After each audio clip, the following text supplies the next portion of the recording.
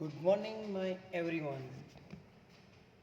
Psychology student new education policy મુજબના મનોવિજ્ઞાન BA semester 3નું paper SCC 306 આવેગિક બુદ્ધિ, જેમાં યુનિટ 1માં ક્વેશ્ચન નંબર 2 બહુવિધ બુદ્ધિનો સિદ્ધાંત.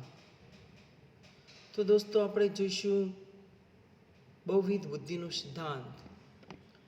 1983માં મનોવૈજ્ઞાનિક હાર્વર્ડ ગાર્ડનર દ્વારા પ્રસ્તાવિત બહુવિધ બુદ્ધિનો સિદ્ધાંત સૂચવે છે કે બુદ્ધિ એ એકાત્મક ક્ષમતા નથી, પરંતુ વ્યક્તિઓ વિવિધ ડિગ્રીઓ ધરાવે છે તે વિશિષ્ટ ક્ષમતાઓના સમૂહ છે.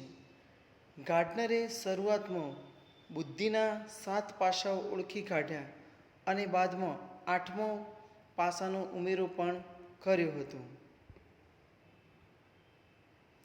ચાલો આપણે દરેક બુદ્ધિના પાસાના અન્વેષણને જોઈએ.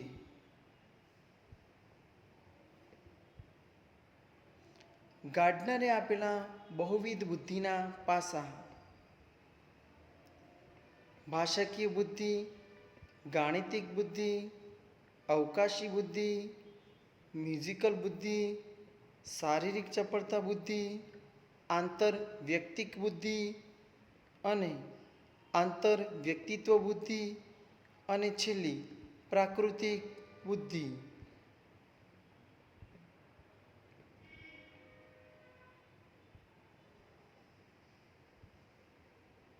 જેમાં આપણે ભાષાકીય બુદ્ધિ, આ બુદ્ધિમાં બોલાતી અને લેખિત ભાષા પ્રત્યેની સંવેદનશીલતા તેમજ ભાષા શીખવાની ક્ષમતા અને ચોક્કસ લક્ષ્યો હાંસલ કરવા માટે ભાષાનો ઉપયોગ કરવાની ક્ષમતાનો સમાવેશ થાય છે.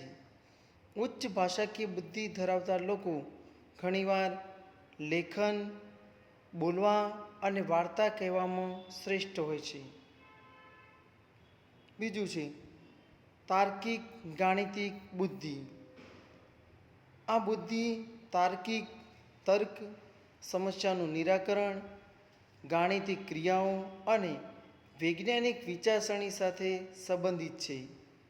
મજબૂત તાર્કિક ગાણિતિક બુદ્ધિ ધરાવતી વ્યક્તિઓ સામાન્ય રીતે ગણિત, અમૂર્ત તર્ક અને વિશ્લેષણાત્મક વિચારસરણીમાં શ્રેષ્ઠ હોય છે.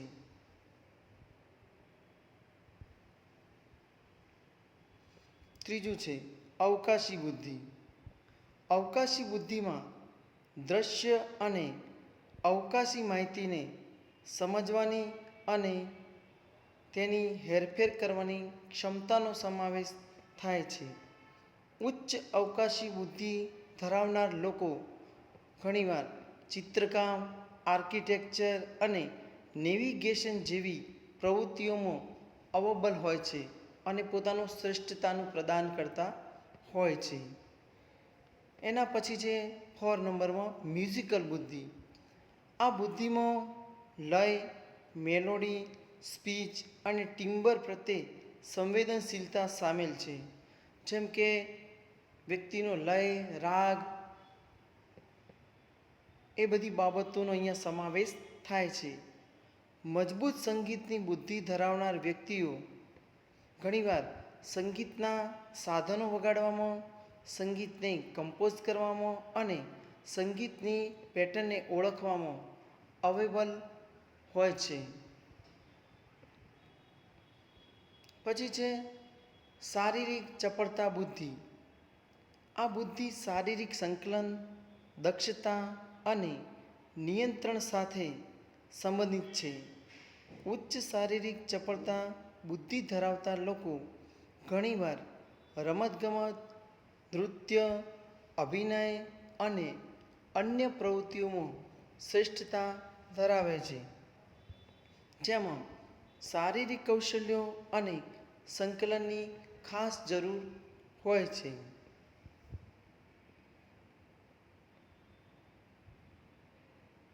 પછી છે 6 નંબરમાં આંતરવ્યક્તિક બુદ્ધિ.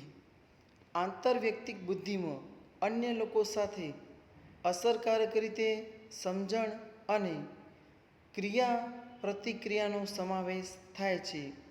ઉચ્ચ આંતરવ્યક્તિક બુદ્ધિ ધરાવતા લોકો ઘણીવાર સહાનુભૂતિ, સંચાર, નેતૃત્વ અને સંબંધો બાંધવામાં ખૂબ જ કુશળ હોય છે.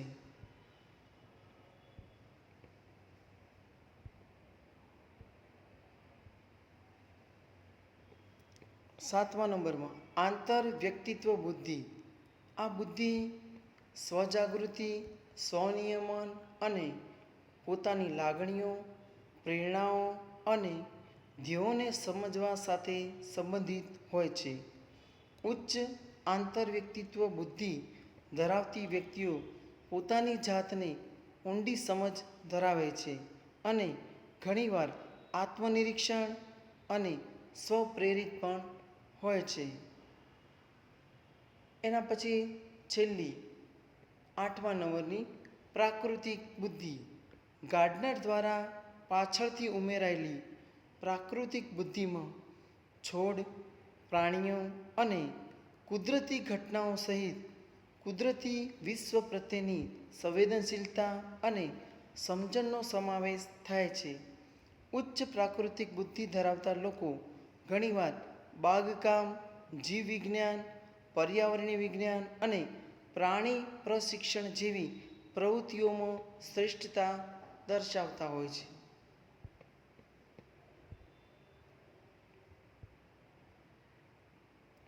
ગાર્ડનરનો સિદ્ધાંત સૂચવે છે કે દરેક વ્યક્તિ આ બધી બુદ્ધિમત્તાઓમાં શક્તિઓ અને નબળાઈઓની અનન્ય પ્રોફાઇલ હોય છે, જે પરંપરાગત માપદંડો જેમ કે આઈક્યુ પરીક્ષણો, જે મુખ્યત્વે ભાષાકીય અને તાર્કિક ગાણિતિક ક્ષમતાઓ પર ધ્યાન કેન્દ્રિત કરે છે, તેની બહાર વિવિધ પ્રકારની બુદ્ધિને ઓળખવા અને તેનું મૂલ્યાંકન કરવાના મહત્ત્વ પર ભાર મૂકે છે. આ સિદ્ધાંત પર નોંધપાત્ર અસર પડી છે.